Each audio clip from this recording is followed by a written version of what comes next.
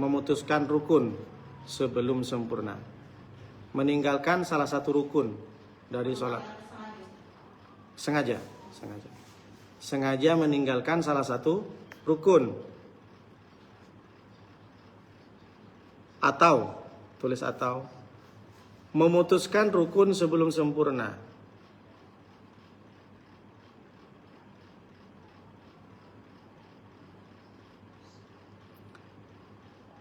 Memutuskan rukun sebelum sempurna. Contoh, saya contohin ya. Rukuk gini kan? Perhatikan ini. Allahu Akbar. Ini kan rukuk gini kan? Nah, contohnya ada orang rukuk. Allah, sami Allahu liman. Rukuknya kan belum sempurna. Sama dengan sujud, anggota sujud belum sampai ke tanah sudah bangun.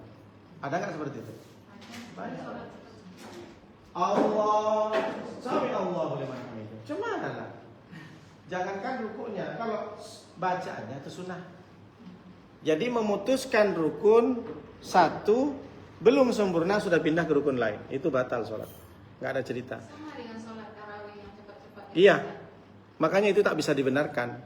Jadi jangan karena itu pondok pesantren, nggak ada bullshit, nggak ada itu pembelajaran dari Nabi menyalahi aturan. Makanya Bu, tumak nina itu bagi yang wajib 17 rukun kan, termasuk tumak nina. Orang tumak nina tak tumak, jangankan sempurna rukuknya, tak tumak nina saja batal. Kalau mengikuti rukun sholat yang 17, karena yang 17 itu rukun sholat kan termasuk tumak nina. Tumak nina tuh berdiam berapa detik, 3 detik kurang lebih minimal setelah sempurna membaca bacaan dalam rukuk.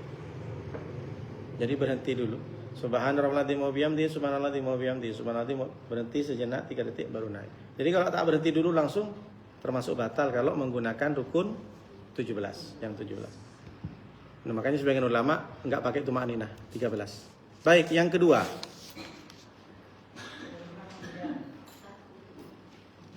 Masih satu. Sekarang dua, meninggalkan salah satu syarat. Meninggalkan salah satu syarat sahnya sholat.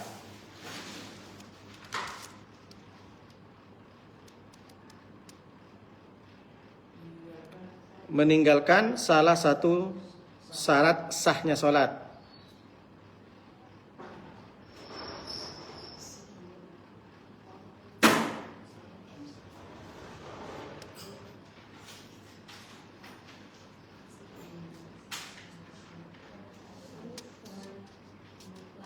Silakan. Misalkan sholat, tiba-tiba setelah sholat ibu nengok ada tai cicak. Nah, gimana tuh ibu? Menurut ibu, ibu sholat tiba-tiba di mukenanya, kok tai cicak? Ibu lanjutin atau batal? Ya batal lah, kalau najis. Tak sengaja, nggak ada cerita tak sengaja.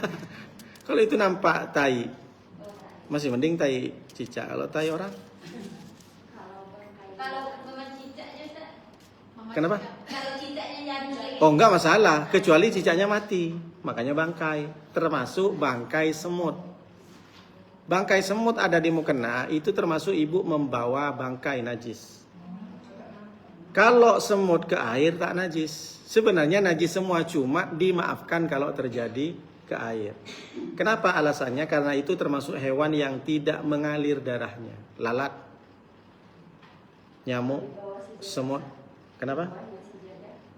Enggak masalah Bu, enggak di bawahnya sejadah, enggak, bukan di atasnya. Berarti kan dia tidak menanggung. Artinya sejadah tidak menanggung najis. Menanggung itu maksudnya membawa, menahan. Ya, menanggung dari apa? Betul. Berarti yang kedua ini meninggalkan salah satu syarat. Maksudnya ibu nampak tai cicak di mukena, ibu lanjutin kan? Berarti ibu tidak meninggalkan syarat. Padahal syarat sahnya sholat harus pakaian suci, bukan bersih Bu. Bersih belum tentu suci, tapi kalau suci bersih. Maksudnya gimana Pak Ustadz? Bersih, ibu ngepel, bersih apa tidak? Apakah suci? Belum tentu. Contohnya gimana? Ada kencing langsung dipel. Kencing suami, bukan kencing anak yang... Ibu langsung pel, nggak dibuang dulu. Ya bersih kinclong karena pakai wipol. Tapi belum tentu suci. Tapi kalau suci umum, suci gimana Pak Ustadz? Suci itu suci dari hadas. Memang nampak kucil orangnya, iyalah nggak pakai MS Glow. Tapi dia suci. Kenapa? Dia habis mandi. Cuma mukanya muka najis. Tak betul. Salah ngomong. Nggak, maksudnya mana tahu orang itu, Pak Ustadz dia nggak bersih, belum tentu. Yang penting sholat itu nggak mesti harus glowing. Takut dikira orang yang kotor itu nggak suci, salah. Glowing itu bahaya, itu pakai pemutih siapa? Iya, boleh jadi pakai. Bahan pemutihnya Iya. siapa yang dia pakai? Pakai pemutih siapa dan pakai pemutih apa? Nah, Ada juga pemutih by clean namanya. iya. Kok sampai ke situ, Bu ya? Iya, Ustaz. Iya betul. Glowing kan putih. Betul. Berarti kalau bersih belum tentu. Suci. Kalau suci insya Allah bersih. Suci itu bukan cuma sekedar bersih bersinar, tapi suci dari hadas itu suci namanya. Suci dari nawaitul ghuslah li raf'il hadasil akbari, suci dari hadas. Baik. Yang ketiga, sengaja berbicara dengan kata-kata yang biasa ditujukan kepada manusia. Sengaja berbicara dengan kata-kata yang biasa ditujukan kepada manusia, meskipun kata tersebut berkaitan dengan sholat. Meskipun kata tersebut berkaitan dengan sholat. Sengaja berbicara dengan kata-kata yang biasa ditujukan kepada manusia, sekalipun kata-kata tersebut berkaitan dengan sholat. Ibu kalau bersin gimana? Asim. Yang bersin ucapkan Alhamdulillah. Yang mendengarkan mengucapkan Yarhamukallah. Kemudian dijawab lagi sama yang bersin. Pandai semua, ustazah semua ini, Masya Allah.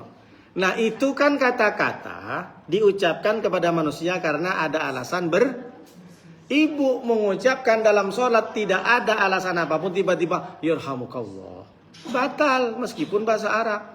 Kawan bersin, Asim, kan ada orang bersin, Yarhamukallah, apa pula Yarhamukallah, batal. Kan bahasa Arab Pak Ustadz, bagian isinya doa, mudah-mudahan kau dirahmati Allah. Paham? Jadi meskipun saya nggak mengucapkan bahasa Indonesia, saya tidak mengucapkan bahasa Batam, tapi saya mengucapkan mendoakan orang yang bersin Pak Ustadz, ya tetap batal.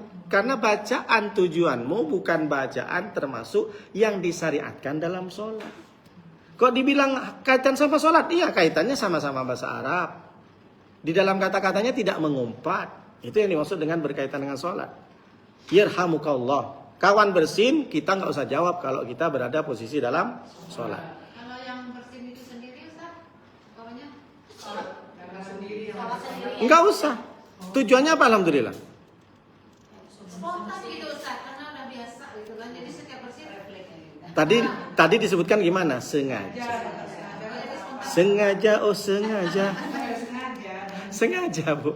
Makanya saya sebutkan sengaja dulu pertama. Iya. Itu iya, makanya langsung saya bilang sengaja. Iya, lewat depan rumahmu.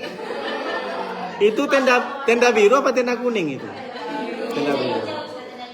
Oh, tenda. Berarti Ibu sama-sama tua sama saya. Lagunya Desi Ratnasari kan? Oke. Dalilnya hadis Imam Muslim dan Imam Ahmad. Ibu tulis aja hadisnya Imam Muslim dan Imam Ahmad. Saya bacakan aja biar dapat berkah. Qala Rasulullah sallallahu alaihi wasallam li Muawiyah. Nabi berkata kepada Muawiyah. Imam Muslim dan Imam Ahmad. Muslim ya. Inna hadhihi shalah la yasluhu fiha syai'un min kalamin nas. Innamal ladzi yasluhu fiha huwa tasbih wa takbir wa qiraatul Qur'an. Kata Nabi SAW mengucapkan kepada Muawiyah bin Hakam. Apa kata Rasulullah? Sesungguhnya sholat itu tidak pantas disertai dengan percakapan manusia yang layak dalam sholat. Apa dia? Tasbih, takbir, dan membaca Quran. Rasulullah sudah menyampaikan. Dalam sholat kita tidak boleh mengucapkan tasbih takbir kalau perkataan itu hanya ditujukan kepada manusia. Kenapa? Karena semua bacaan dalam sholat ditujukan kepada siapa? Paham? Semua isi bacaan dalam sholat tujuannya untuk Allah. Kalau ada orang mengucapkan sholawat, tasbih, takbir, tapi ditujukan untuk manusia, maka batal. Tapi ada yang tidak membatalkan. Apa dia? Makmum mengingatkan imam yang salah. Subhanallah. Itu beda lagi. Karena tujuannya tujuan sholat. Bukan tujuan kepada manusia. Mengingatkan. Nah, yang batal mengucapkan subhanallah perempuan. Kenapa? Karena perempuan bukan bersubhanallah ketika mengingatkan. Tasfik. Bertepuk. Tepuknya gini. Bukan gini. Kalau gini nanti haleluya. Tepuk-tepuk kan? Di mana tepuk-tepuk? Ibu tahu? Gini boleh. Gini boleh. Yang penting bukan gini. Sekali. Kalau batasnya ya. Terus kalau tak dengar juga jangan pula lempar pakai. Ini nggak dengar. Yang penting iya, yang penting tepuknya bukan gini, Bu ya. Bukan. Boleh gini, boleh gini.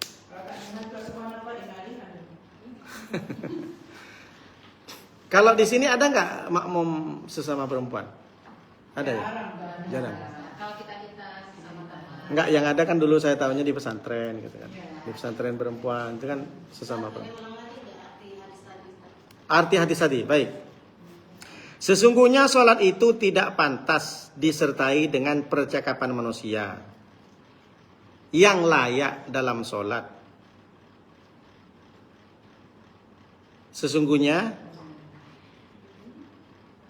sholat itu tidak pantas disertai dengan percakapan manusia yang layak dalam sholat seperti tasbih, takbir dan baca Quran. Kan ini semuanya layak kan? Baca tasbih dalam sholat layak nggak? Kabira walham katsir wa subhanallah, tasbih kan? Tapi itu kan bukan tujuan manusia kan? Itu doa iftitah kan? Nah, jadi sesungguhnya kata Rasulullah, sholat itu tidak pantas disertai dengan percakapan manusia yang layak dalam sholat seperti tasbih, takbir, tahmid dan baca Quran. Semuanya layak nggak? Baca Quran dalam sholat layak nggak? Tapi kalau bacaan sholat ibu ditujukan hanya ingin mengingatkan kepada manusia, itu tidak layak. Contoh seperti suami lewat, ibu baca.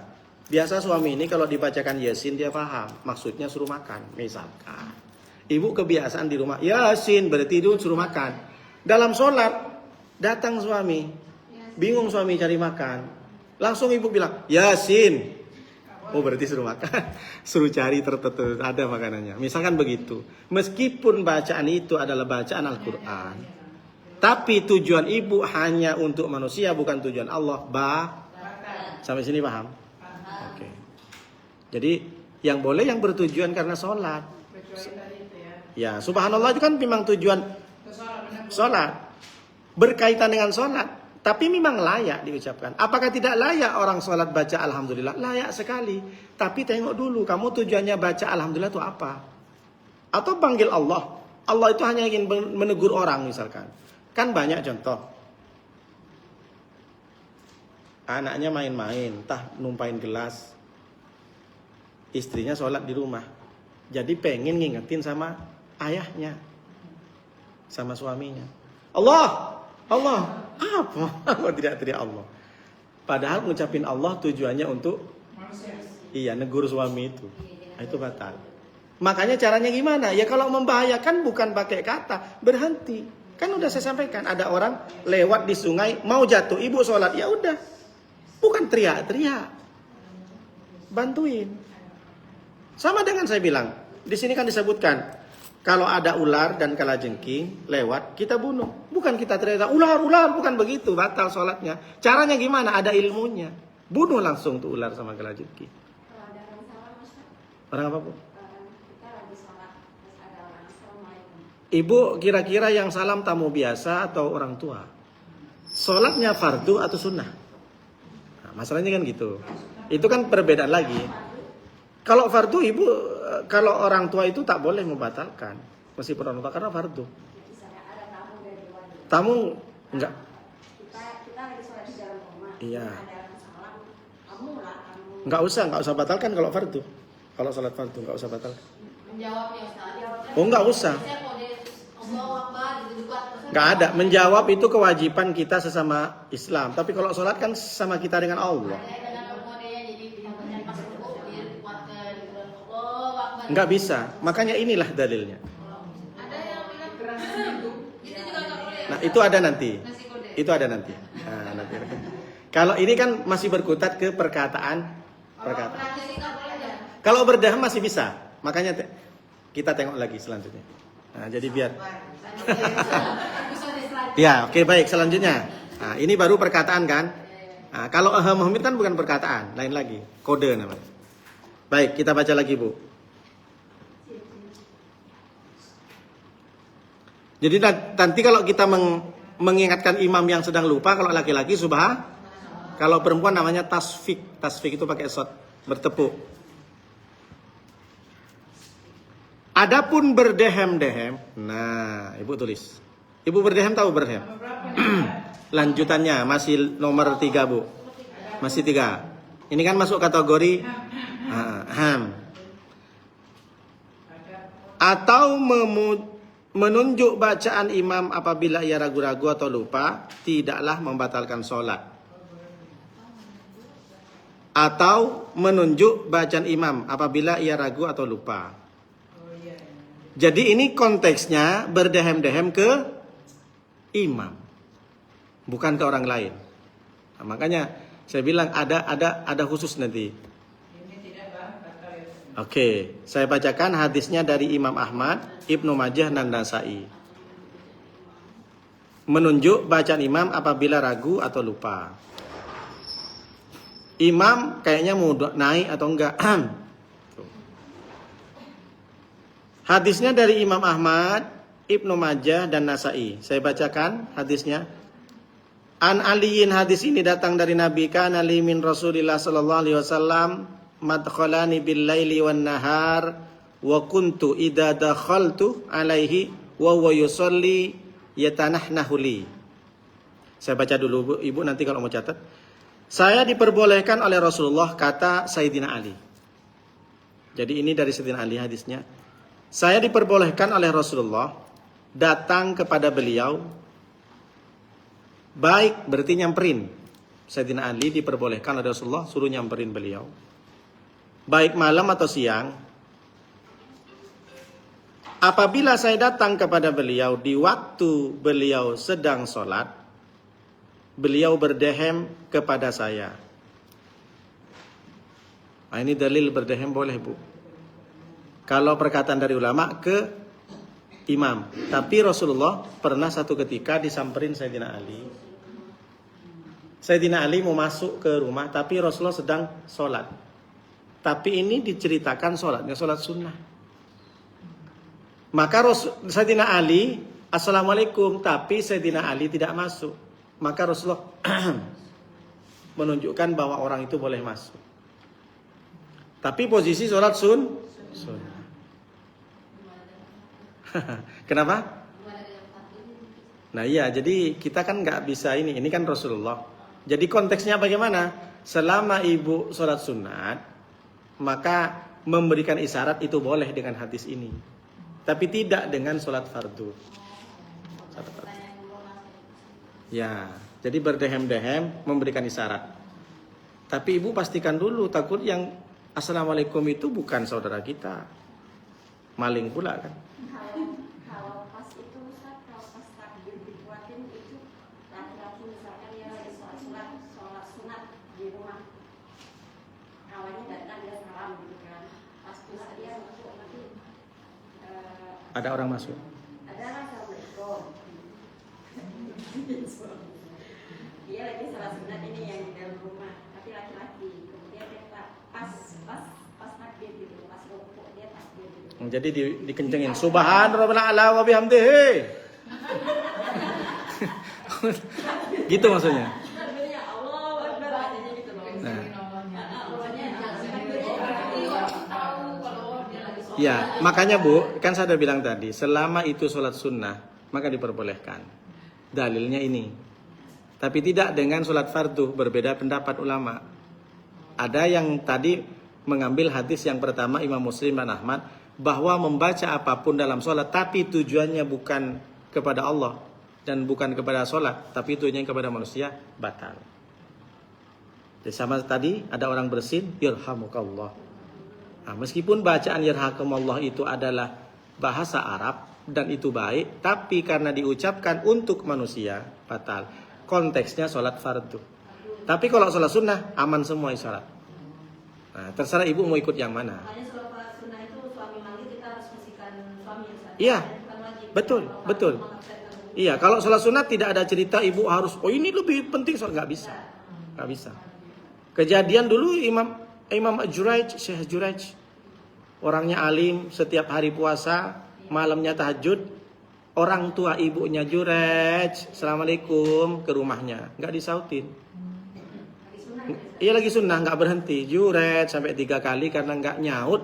Apa kata si, bukan menduakan jelek, mamanya bilang, Juraij, kamu tidak akan mati kecuali ada perempuan yang datang kepadamu. Ada perempuan pelacur, mohon maaf. Ada perempuan pelacur yang datang kepadamu. Sebelum kau mati, kamu masih... Jadi maksudnya sebelum kau meninggal, kamu pasti... Akhirnya apa yang terjadi? Kebetulan memang. Mohon maaf, bukan seorang pelacur sih sebenarnya. Tapi memang orang ini suka sama Juraij. Tapi Juraij nggak merespon. Akhirnya memfitnah. Dia main serong dengan pengembala kambing. Setelah hamil datang ke orang karena cinta ditolak. Kalau laki-laki cinta ditolak, dukun Kalau perempuan cinta ditolak, perut bengkak. Kenapa Bu? Ibu nggak tahu Bu. Jadi si perempuan tuh ngaku, aku hamil anaknya Juraij. Akhirnya semua kampung itu masak seorang kiai.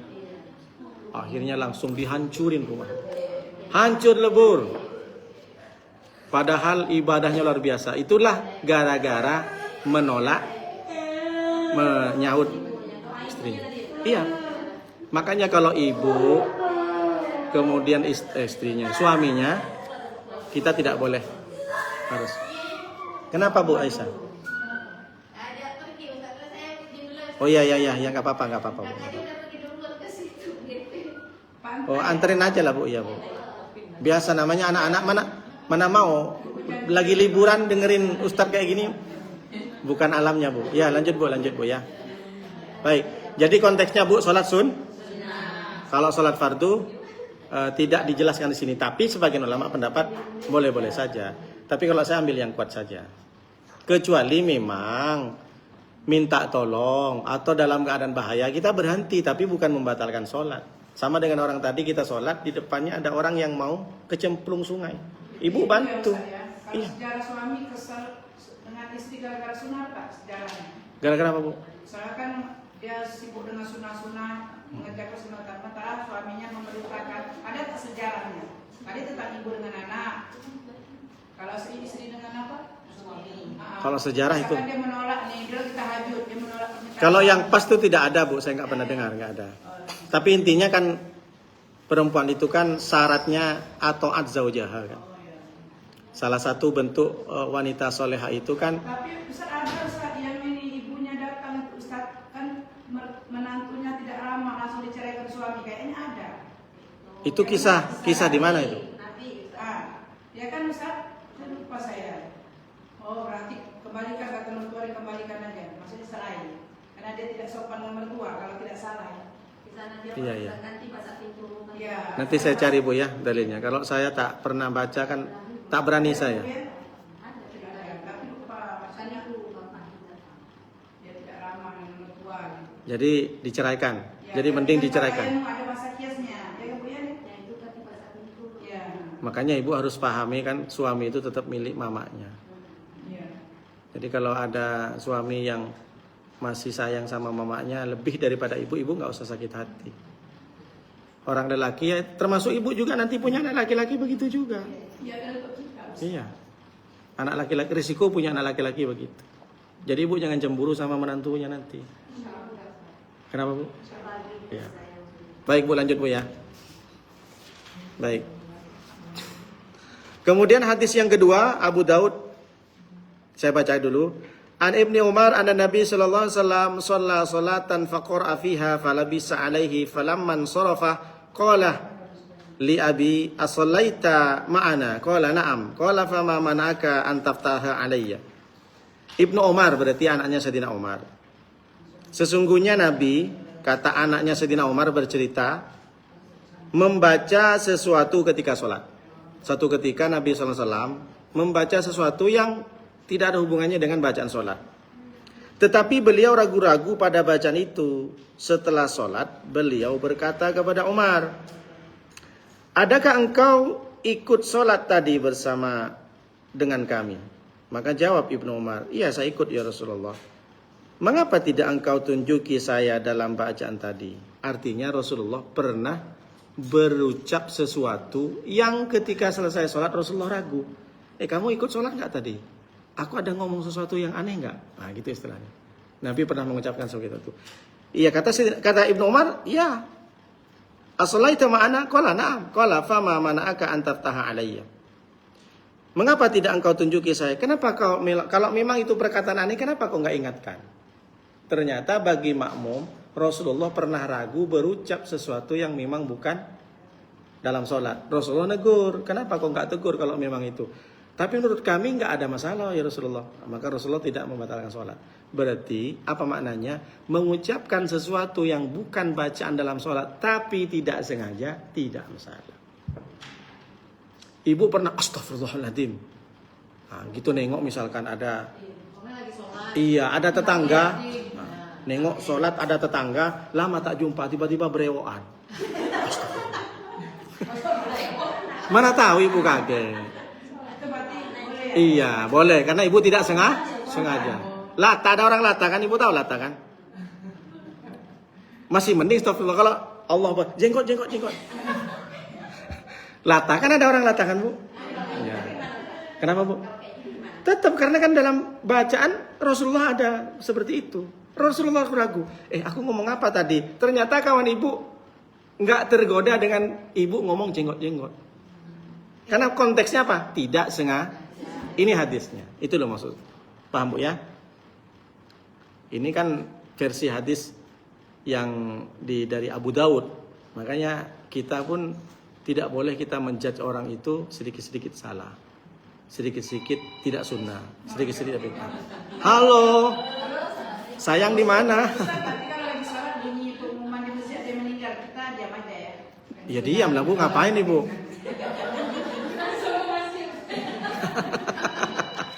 Ibu ngapain lah? Innalillahi ya Allah, astagfirullah, udah mati juga dia kawan katanya.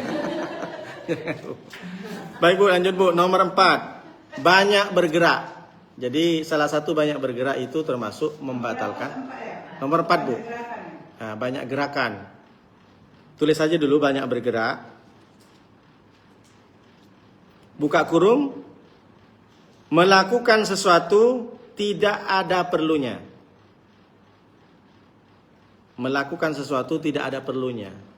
Berarti apa bu kalau tidak ada perlunya? Main-main. Bergerak sebanyak 3 kali. Atau mukul 3 kali. Bergerak selama 3 kali. Ingat ya bu ya, banyak gerak maksudnya berarti 3 kali. Bergeraknya tidak ada kepentingan. Gimana kalau tidak ada kepentingan? Kasih contoh Ustaz. Gerakannya tuh. Allah. Apa sih? Kalau kata Ada perlunya nggak? Gatal itu ada garapnya Ustaz. Iya kan ada perlunya. Ya berapa kali? Gatal. maksimal 3 kali. Iya maksimal 3 kali itu. Kan sudah saya contohkan dulu kan. Otot besar. Otot besar tuh maksudnya gini. Ini kan otot besar. Nah kalau gini. Yang penting jangan diangkat ini. Ini sampai 3 kali aja Ustaz. Kalau nggak diangkat, terserah mau berapa. Tapi jangan diangkat. Kalau diangkat kan 3 kali. Kalau begini, 1, 2, 3. Itu 3. Kalau lebih kan Caranya ibu misalkan gatel, ya udah nggak usah diangkat terus aja, nggak usah diangkat. Iya. Yang penting jangan gini, ibu gatel, Harus diginiin Ustaz. ibu gatel. Ini udah otot bu, udah otot besar, ini otot kecil. Ya. Nggak usah pakai ini. Garuk bu ya, bukan begini, bukan begini. Garuk ini. Kata Pak Ustadz kemarin garuknya begini, bang. Jadi gini bang ya bu. Paham bu ya? Kemana-mana bu ya sih ini. Nah, ini terasa ada rambut satu lagi itu kita betulin gitu. Langsung aja betulin bu ya. Sama dengan orang ketika ada terbuka, langsung tutup sebisa mungkin. Tapi kalau terbukanya karena lubang rokok itu kan susah. Berarti ibu mending ganti aja. Maksudnya tersingkap angin, langsung tutup. Tapi kalau Katanya di belakang kayak mana? Makanya Ustaz. Kasih tahu Pak Ustaz. kayak mana bolong di belakang. Belakangnya gatal kali misalkan. Terus Nggak kusut. Jadi garuknya kayak mana? ya, sebisa mungkin lah bu, sebisa mungkin. Ibu yang gatel di mana? Posisinya mana? Di sini. Belakang punggung. Oh punggung. Kalau sampai ke bawah kali susah bu, ibu berhenti aja lah. Daripada ibu gini-gini tuh. Gini loh bu, menggaruk itu caranya bu, berpindah rukun. Yang 3 kali dihitung tuh 1 rukun. Contohnya rukuk 1 rukun kan? Bangun dari itidal 1 rukun. Berarti ibu kalau mau lanjutin garuk lagi di itidal. Jadi akhirnya selesai. Sholat apa deh? Sholat garuk. Masa dari takbir garuk, sujud garuk. Iya. Tapi ibu bisa jawab, ini fikih guys. Aku biar nggak menghindar membatalkan sholat. Maka cara garuknya, ruku sekali garuk, sujud sekali. Jadi 17 rukun semua garuk. 1 garuk. Kalau dihitung 17 garuk. Iya, caranya gitu bu ya. Jadi ibu ketika ruku gatel nanti sudah garuk sekali, misal garuk gini sekali. Nanti garuk ibu nanti itidal lagi. Jadi harusnya begini gini terus dia. Sami Allah liman. Kan garuknya Bu Mar kata di belakang katanya Bu Mar. Jadi yang dimaksud ibu dalam 1 rukun. Jadi kalau dalam 1 rukun ibu tidak boleh lebih dari 3. Tapi disebutkan kan otot besar, makanya otot besar itu begini. Dan bergeraknya itu bukan main-main. Kalau main-main apapun gerakannya tetap batal meskipun 1. Nggak ada kerjaan, tiba-tiba ingat main sinetron. Ibu nonton sinetron yang perang-perang. Dari saking jengkelnya nggak tahu tiba-tiba kenapa datanglah Sarukan, datang film Kajol gitu misalnya. Geram sama penjahat, tiba-tiba ibu tangannya begini. Meskipun sekali batal karena itu dalam konteks tidak ada perlunya main-main bergerak. Makanya bu, apapun bentuk dalam sholat, kalau amdan sengaja kemudian main-main maka batal. Ibu nengok saja, nengok ada tiba-tiba ya kan udah sering saya bilang kan, ada anak-anak karena ribut terus ibu sholat. Kan ibu nggak gerak, cuma matanya gini. Tujuan ibu nakut-nakutin kawan itu, nakutin anak itu, batal bu. Karena main ada sholat, ada anak-anak disembelihkan. Sampai tahu, anak itu nangis. Orang tuanya tak tahu lah, mana mungkin di belakang yang ini kan. Pak Ustadz kok tahu? Saya pernah dulu waktu di pondok. Kan ribut anak itu, nggak tahu orang ngirim nyambang di pondok bawa anak sholat di masjid. Saya gituin langsung nangis dia. Saya sholat lagi habis itu. Berdosa kok katanya. Kok tahu? Aku nengok matamu. Kok berdosa juga lah. Kawan saya bisa tahu kalau dia nangis gara-gara berarti ngelirik juga. Berarti dosa. Sholat, ya udah kita sholat berdua lagi. Sholatlah berjemaah lagi berdosa. Lagi sholat tak boleh melotot Ustaz. Ya ibu tujuannya apa melotot? Coba sama tahu. Iya, berarti ibu kan tujuannya mau nakutin orang kan? Batal bu. Kan main-main ibu. Bebedahan boleh? Boleh. Gini loh bu, yang diajarkan kalau lewat depan kita kan begini. Bukan bukan suruh jadi monster sama Allah. Ibu kalau gini sampai anak sampai sawan, tahu sawan ibu? Gara-gara, hah? Gak bisa bu. Tujuannya apa dulu? Kalau tujuannya main-main, nakutin anak nggak bisa. Iya bu. Pakai tangan, nggak boleh pakai kaki Ustaz ya. Kalau pakai, Ini Ustaz di sana orang Arab langsung kami lewat langsung pakai kaki. iya yang penting kan selama kakinya tidak main-main seperti orang main. Kalau foto ibu tahu foto perempuan foto. Tahu ibu betul. Jadi kalau hanya menghalangi gini tak masalah. Karena sama dengan orang ketika ada sop kosong, kita kan itu sama dengan menantang. Intinya Bu, bergerak bukan main-main. Ada perlunya. Ya Bu, silakan.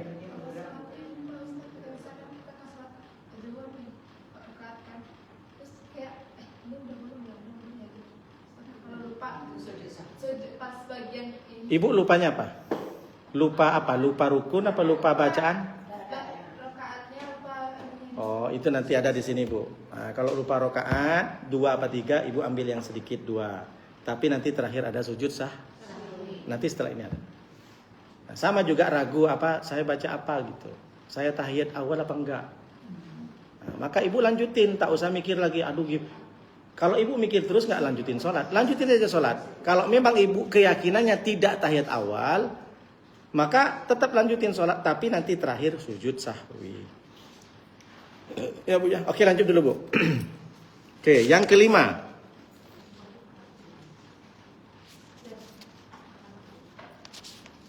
Oke, tadi yang banyak bergerak boleh bergerak atau bahkan membunuh kalau ada ular dan kalajengking. Hadis dari Abu Dawud. Enggak, ini belum nomor 5. Lanjutin tadi masalah bergerak. Hadis riwayat Abu Dawud, Tirmidzi.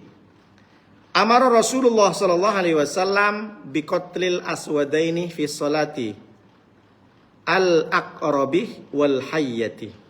Amara Rasulullah sallallahu alaihi wasallam fi sholah biqatlil aswadaini al-aqrabi wal hayyati. Rasulullah memerintahkan kepada kita dalam sholat untuk membunuh ular dan kalajengking. Ya, Rasulullah memerintahkan di dalam sholat untuk membunuh ular dan kalajengking. Amara Rasulullah sallallahu alaihi wasallam biqatril aswadaini fi sholati al-aqrabi wal hayyati. Rasulullah memerintahkan di dalam sholat membunuh 2 hewan yang hitam. 2 hewan yang hitam. Biqatril aswadaini. Apa dia? Al-aqrab kalajengking, wal hayyah dan ular. Pokoknya Ibu kalau sholat nemu kalajengking, bahaya tak bahaya, kalau sudah lewat Ibu bunuh. Membunuh ular atau membunuh kalajengking. Sholat lagi, nggak batal. Tidak hitung, makanya Nabi menyampaikan seperti ini. Gerak yang boleh meskipun geraknya besar, salah satunya bergerak karena ingin membunuh ular dan kalajengking. Ini bukti Bu, kalau ada bahaya Ibu boleh bergerak, boleh melawan dan tidak membatalkan sholat. Kalau apa? Kira-kira membahayakan nggak? Nah, membahayakan iya Bu. Jadi nggak mesti harus ular dan kalajengking. Sesuatu hewan yang bisa membahayakan. Tikus Pak Ustadz, tikus Ibu geli aja nengoknya. Berarti itu lipan termasuk kelabang. Kalajengking. Itu sering banyak tuh kalajengking. Itu lipan tuh kaki 1000. Kalajengking kaki 10. Oh, jadi nggak termasuk ya? Enggak, sekiranya Ibu membahayakan nggak lipan? Itu bahaya bisa mati. Ya udah Ibu bunuh aja. Ini kan perumpamaan aja dari Rasulullah. Ini 2. Yang kedua Bu, hikmahnya apa? Bahwa dalam sholat kita melek, jangan merem. Ada orang sholat merem? Nah, itu sebenarnya yang disunahkan melek. Gimana kalau ada ular kalau merem terus? Masih mending kalau ular. Kalau buaya? Buaya darat? Iya kan Bu ya? Jadi ini contoh kalajengking dan ular itu contoh yang membahayakan. Sebenarnya semua hewan yang membahayakan kita boleh bergerak dan boleh membunuh dan tidak membatalkan sholat. Baik. Yang penting jangan sampai dengan ngomongnya mati kau ya. Ah, itu baru batal. Yang membatalkan ngomongnya. Emang ngapain Ibu harus pakai komunikasi, pakai dialog? Emang dia ngerti sama Ibu? Besok datang lagi sampai ke anak cucumu nggak bakal hidup di dunia ini. Ngomong pula gitu kan? Jadi bunuhnya sekali saja. Jangan pula bunuh ular itu, habis itu dicincang dulu, habis itu dimasak. Batal lah sholatnya. Nggak, maksudnya mana tahu dari saking jengkelnya ular itu dicincang dulu, dicuci dulu. Saya bunuh Pak Ustadz, tapi bunuh saya soft. Macam orang ngomongnya soft spoken, soft kills, membunuh dengan secara halus. Bunuh ya bunuh, gak usah lagi. Baik, lanjut. Nomor 5 sekarang. Yang membatalkan sholat. Makan dan minum.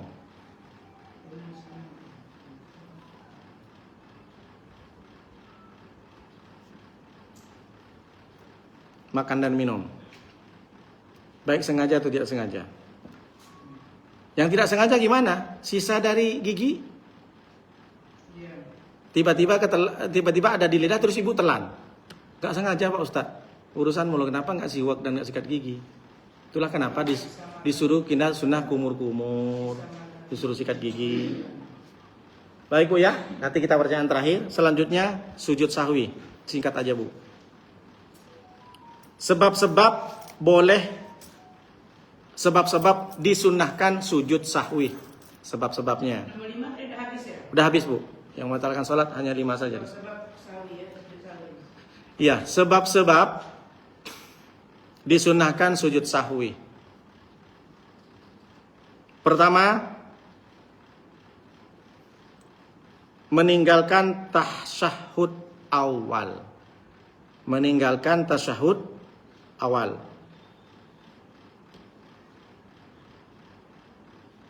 Meninggalkan tasyahud awal. Yang kedua, kelebihan rakaat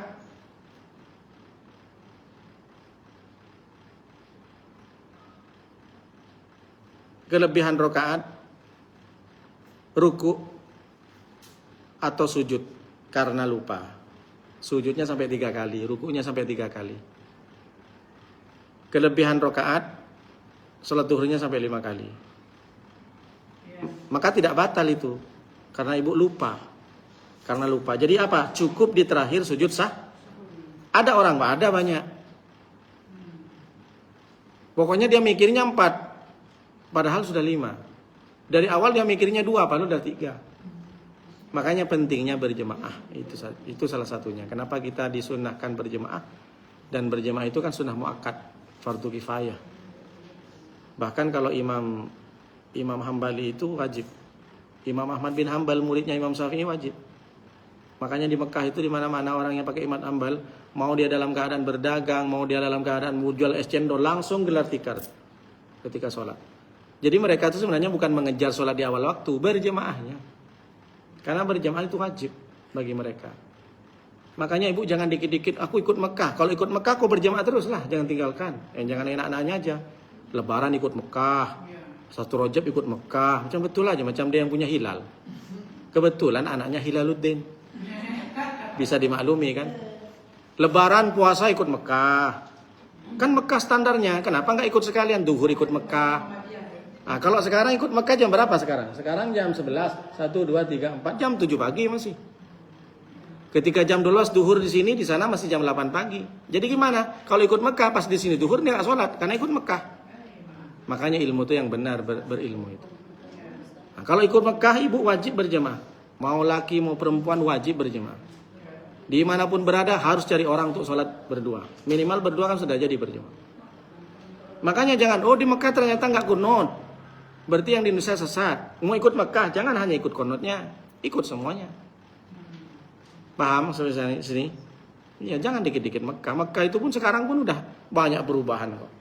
Kalau di Riyadh itu kehidupan udah macam di Eropa. Di Jeddah aja orang pakai celana pendek laki-laki. Iya. Sama, diskotik banyak pun di Riyadh ini aja. Jadi bukan standar bahwa orang yang paling Islam itu ikut Mekah, enggak. Bukan itu cara standarnya sekarang, sudah berbeda. Kalau masih ada Rasulullah, iya, kiblatnya di sana semua.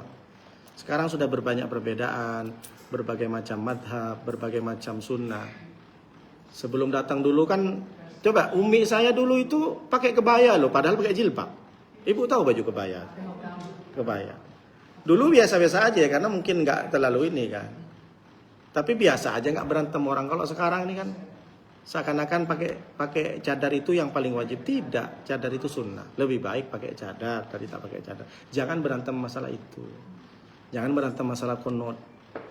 Akhirnya yang tak berantem, yang tak sholat subuh. Karena merasa yang sudah sholat subuh kok berantem. Maka kita jadikan perbedaan itu adalah rahmah. Ikhtilafu ummati rahmatun, kata Nabi. Perbedaan umat. Yang penting jangan ini yang paling benar, aku yang paling benar. Dia yang paling salah, nggak boleh. Baik Bu. Yang ketiga, karena ragu tentang jumlah rakaat. Nah, karena ragu tentang jumlah rakaat.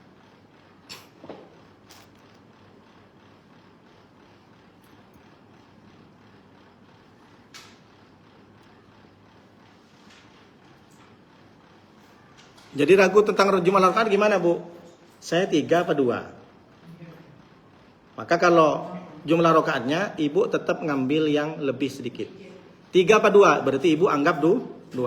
Tapi karena ibu melalui keraguan, terakhir sujud sah. Oke, sujud sahwi disunahkan yang keempat. Ya 4. Tadi kan 3.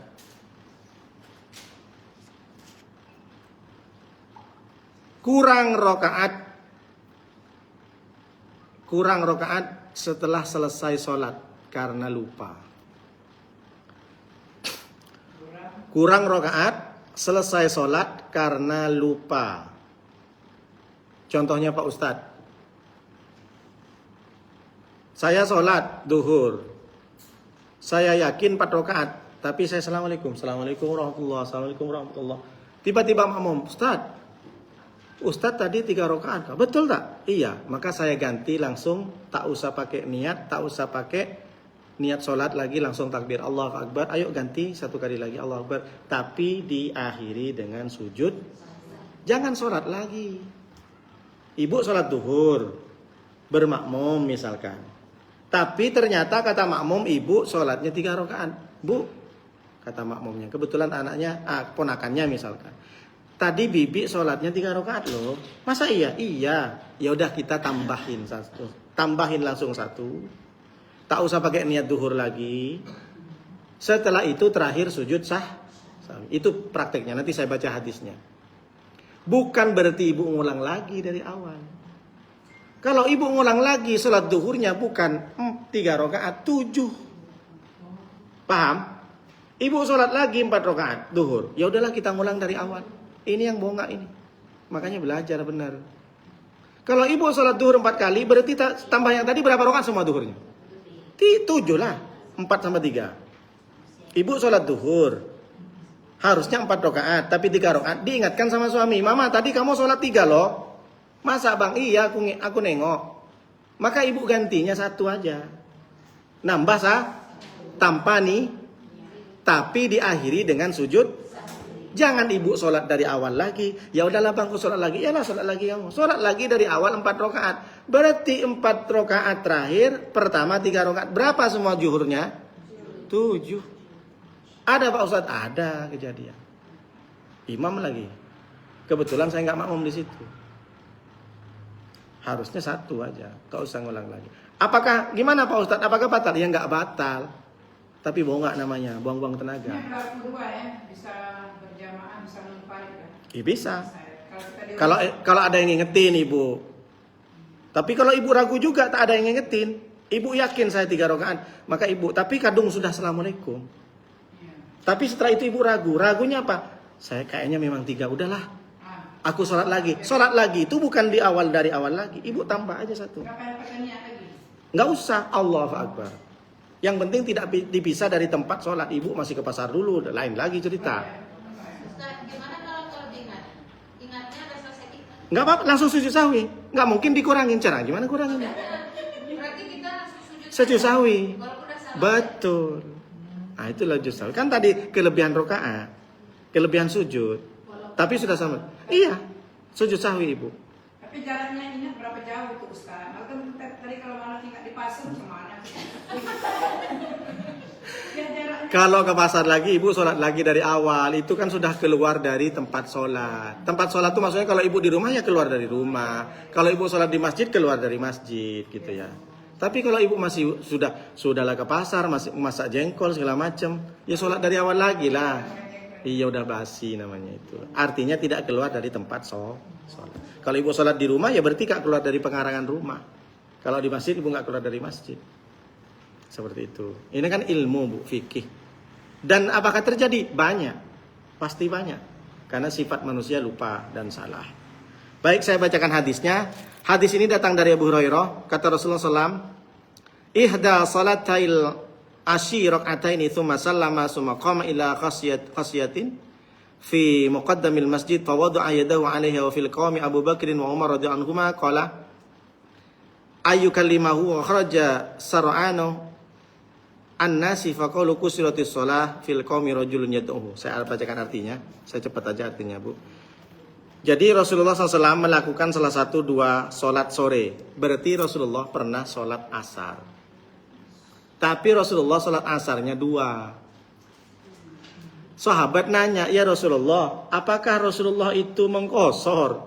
Kok tadi perasaan sholat itu kok dua? Ada yang mengatakan waktu duhur, ada yang mengatakan sudah tergelincir matahari, mau terbenam matahari. Berarti asar kan? Yang paling akurat riwayat ini bilang bahwa Rasulullah pernah sholat asar 2 rakaat. Tapi memang betul-betul lupa Rasulullah.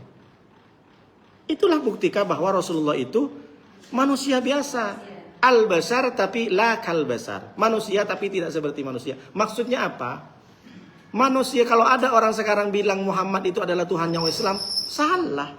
Nabi Muhammad itu bukan Tuhan manusia. Kita tidak pernah menuhankan Nabi Muhammad, tapi kita ikutin perintahnya karena beliau manusia pilihan. Berbeda dengan agama kita agama yang orang lain menuhankan. Kalau kita tidak. Menurut mereka dikira kita menyembah Muhammad katanya. Enggak, kita enggak menyembah Nabi Muhammad. Mengikuti perintahnya. Beliau diperintah oleh Allah. Jadi Nabi Muhammad itu sholat asar 2, Bu. Bayangkan coba. Kan melampaui kita. Kalau 3 mungkin oke lah. Ini Rasul. Jadi sahabat nanya, emang Rasulullah di dalam keadaan kosor ya? Ditanya sama sahabat. Ya Rasulullah, tadi Rasulullah sholatnya 2 rakaat loh. Masa ya? Betul ditanya kayak yang lain. Betul nggak? Wahai yadal yadain. Ada sahabat namanya Dzal Yadain. Dia selalu memangku tangan kalau ke masjid. Jadi selalu pegang masjid dengan 2 tangan. Makanya julukannya Dzal Yadain. Kata Rasulullah, betul nggak? Ya, karena dia sering ada di masjid. Betul Rasulullah. Loh, kenapa kamu nggak bilang langsung? Rasulullah udah mau keluar dari masjid. Kenapa nggak langsung di assalamualaikum? Segan kami ya Rasulullah. Betul 2 rakaat. Ya betul. Ya udah kita tambah aja. Tambah. Tapi diakhiri dengan sujud sahwi. Artinya kejadian itu malah ada. Allah a'lam, apakah Rasulullah memang benar lupa atau pengen mengajarkan kepada sahabat? Kita nggak tahu. Intinya sahabat tidak bertanya, betul nggak Rasulullah lupa? Cuma Rasulullah menimpali. Betul nggak saya 2 rakaat? Betul, ya udah kita tambah aja. Kalau menurut saya itu syu'don. Saya kira Rasulullah tidak lalai kali. Tapi Rasulullah ingin memberikan pelajaran kepada sahabat.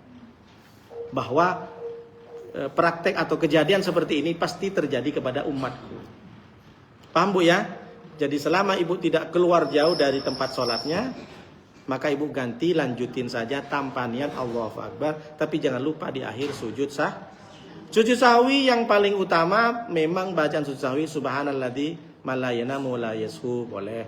Subhanalladzi malayana la yansa boleh, terserah. Tapi kalau tak bisa cukup pakai subhanallah wa subhanarabbil a'la wa bihamdihi.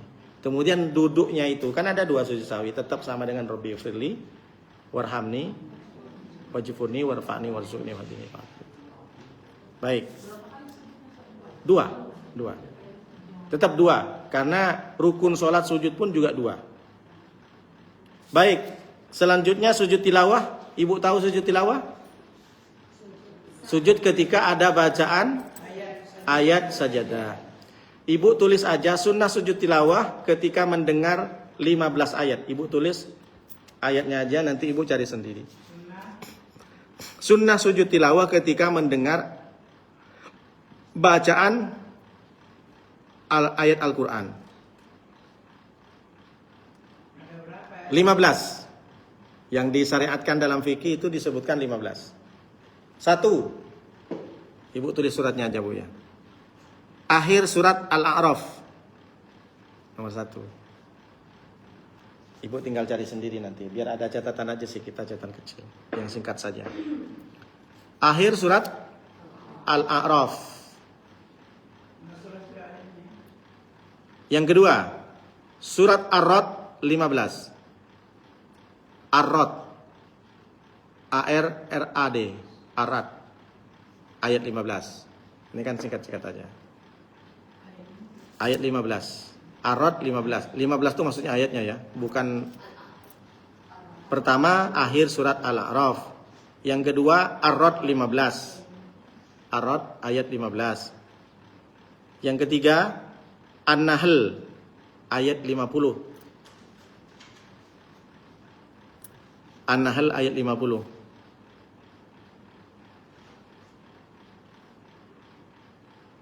Yang keempat Al-Isra 109.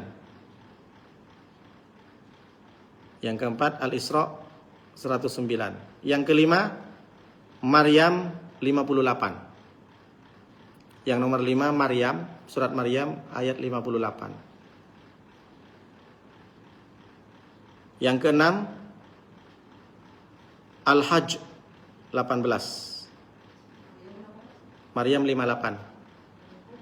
Maryam 58. Yang keenam Al-Hajj, Al-Haji, surat Al-Haji 18. Ibu tak usah tulis bacaan ayatnya, langsung aja tulis 18 gitu biar cepat. Al-Hajj 18. Yang ketujuh Al-Hajj 77. Seperti Ibu Yan ini kan langsung titik 2 deh. Tahu. Al-Hajj 77. Yang ke-8 Al-Furqan 60. 8 Al-Furqan 60. Ayat 60. Ke-9 An-Naml, surat semut. Naml ya, N-A-M-L. An-Naml, Naml 26, ayat 26.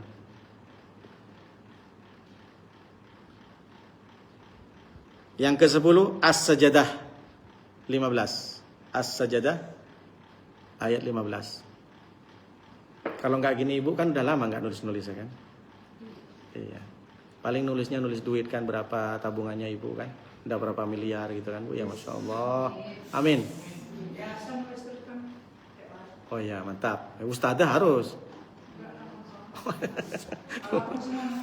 Iya bagus. Jadi nomor 8 Al-Furqan ayat 60, nomor 9 An-Naml 26, nomor 10 As-Sajadah 15, nomor 11 Shad, surat Shad. Ibu tahu kan surat Shad? Shad iya. As-Shad. Tulis aja Shad. Kalau ditulis A jadi sad, sedih. So sad. Shad, tulis As-Shad gitu aja, Shad. As-Shad. Kalau Ibu mau nulis pakai bahasa Arab, tulis Shad aja gitu. Shad. Ayatnya ayat 24. Ayat 24. Selanjutnya surat Hamim. Hamim ya, bukan Hamid. Kalau Hamid, Hamidah nanti pula. Hamim. Hamim. Hamim. Surat Hamim ayat 38. Hamim 38. Hamim. Ini nama lainnya apa Ustaz? Kok kayaknya Surat apa ini Amin itu? Juz. Hamim itu tidak Surat apa? kita jarang Dia dengar. kan ada Hamim itu. Ada nama lainnya nggak Ustaz? Iya, surat apa? Biasanya kalau dengar di Al-Quran itu nggak ada surat Amin. Coba tengok cek Bu. Yang adanya Hamim. Wa hum la yas'amun. Awal Yang ada Hamim aja. Surat Hamim coba. Hamim. Iya, surat apa? Iya, benar suratnya. Nggak pernah dengar saya surat. Coba. Ada, tengoklah Bu Hamidah itu, tengok Bu Hamidah. Oh, As-Sajadah Ustaz. Nama lain Iya. dari surat. Surat Hamim itu kan Hamim sejadah. Kan orang Jadi bilang yang As-Sajadahnya yang 32. ya, surat 38. Surat Hamim, di sini tulisnya Hamim. Hamim sejadah maksudnya ya. Tapi suratnya sejadah gitu. Iya, surat sejadah. As-Sajadah. Sama dengan ini Bu, surat Al-Ikhlas, surat Kulhu. Iya. Jadi nama lainnya dari Nama awalnya itu. Nama aslinya itu Ustaz. Nama asli ya. Jangan nama julukan. Hamim sejadah. Jadi 38 ya.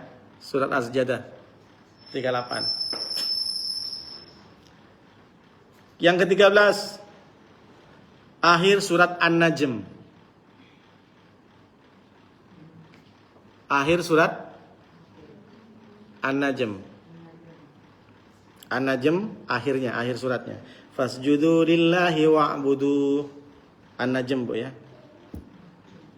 Yang ke-14 Al-Insyikok ayat 21. La yasjudun. Insyiqaq 21. Itu terakhir tuh di juz amma itu.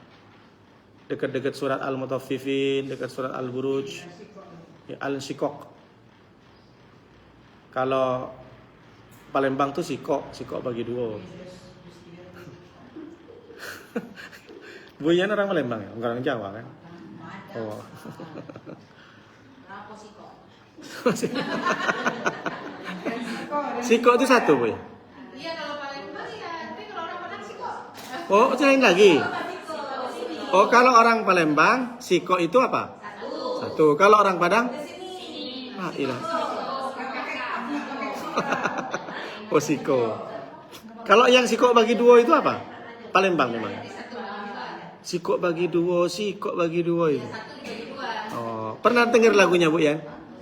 Iya. Baik. Al-Insyiqaq ayat 21.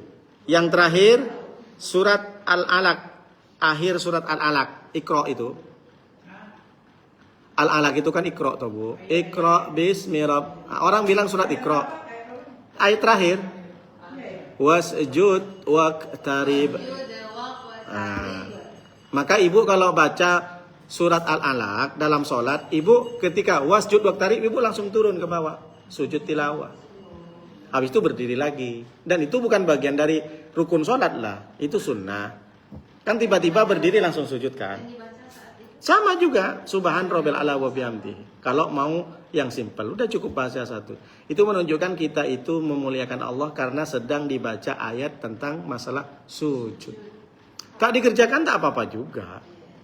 Tapi itu kan ilmu. Iya saja. Sujud tilawah namanya, Bu ya.